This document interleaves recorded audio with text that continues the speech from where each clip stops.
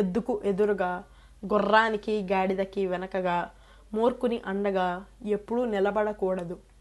అలాగే నువ్వు భరించలేని దుఃఖంలో ఉన్నప్పుడే నీ చుట్టూ ఉన్న వాళ్ళ విలువ, అలాగే వాళ్ళ నిజస్వరూపాలు కూడా అర్థం అవుతాయి. నిర్మానుషంగా ఉన్న ప్రదేశాలలో 4 కుక్కలు చుట్టిముట్టినప్పుడే మనిషికి రాయి విలువ ఏంటనేది తెలుస్తుంది. అందరికీ నచ్చేదంటూ ప్రపంచంలో ఏదీ ఉండదు. అలాగే నిన్ను అందరూ ఇష్టపడాలి అనుకున్నంత వెర్రితనం ఇంకొకటి ఉండదు. ఇది నీకు కేవలం అనుభవం వల్ల తెలుస్తుంది. నువ్వు ఎప్పటికీ సంతోషంగా ఉండాలంటే నీ మనసుని ఒక లక్ష్యంతో కట్టేయి. అంతేగాని వ్యక్తులతో కానీ, వాళ్ళ అన్న మాటలతో కానీ, ఏదైనా ప్రదేశంతో కానీ కట్టేశావంటే నీకు నువ్వు వేసుకునే పెద్ద శిక్ష అదే. నీ సంతోషానికైనా నీ బాధలకైనా మూలం నీ ఆలోచనలే. 5% బాహ్య ప్రపంచంలో ఉంటే 95% నీ ఆలోచనలో ఉంటుంది.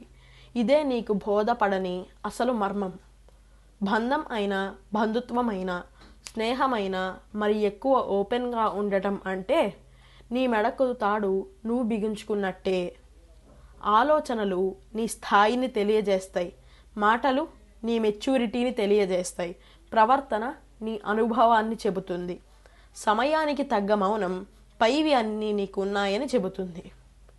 క్షణం కూడా స్థిమితం లేకుండా నిరంతరం బాహ్య ప్రపంచంలో ఉన్న వాటి వైపు పరిగెత్తే నీ మనసు అందిన వాటి పట్ల అనుభవాన్ని, అందని వాటి పట్ల ద్వేషాన్ని నింపుకొని విసుగు చెందే చివరికి ఉన్నదానితో స్థిమితపడి ప్రశాంతంగా బతుకుతావు.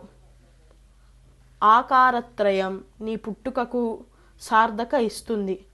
ఆయువు, ఆరోగ్యం, ఆర్థికం, ఈ 3 ఆకారత్రయం. నువ్వు ఏర్పరచుకునే స్నేహానికి, బంధాలకు, బంధుత్వాలకు ఇదే శ్రీరామ రక్ష.